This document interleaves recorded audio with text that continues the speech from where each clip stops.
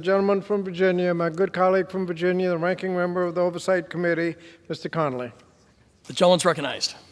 I thank the Speaker, and I thank my good friend, the former and I hope future chairman of the Education and Labor Committee.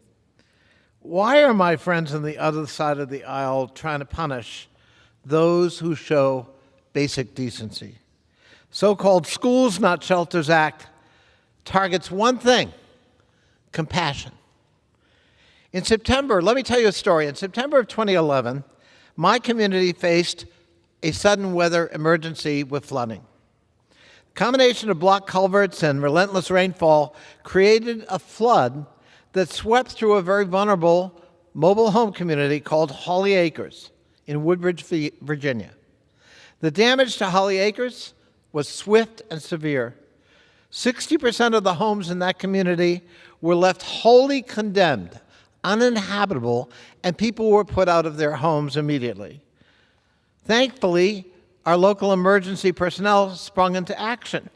They conducted swift water rescues to save the lives of women and children who lived in this predominantly Hispanic community, largely undocumented, and evacuated them to our local high school for shelter. Immediately, my team and I descended on the scene. The instincts from my experience in local government kicked in. We coordinated provision of toys, of which there were none. Clothes, all they had was the wet clothes on their bodies. They couldn't access warm clothes on their own. Hot meals from the Red Cross, none of which had been planned. For this dislocated community, many of whom were still in wet clothes from their evacuation.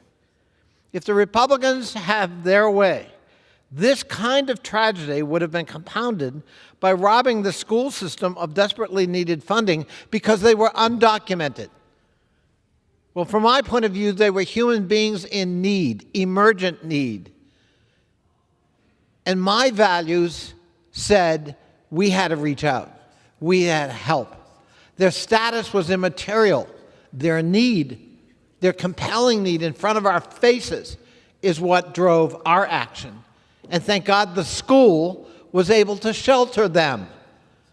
Subsequently, they were able to get housing.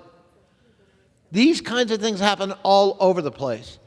And my community wants to express its values in offering a helping hand, irrespective of one's legal status in this country. Human beings are human beings. This legislation punishes those who show kindness in the face of such an emergency.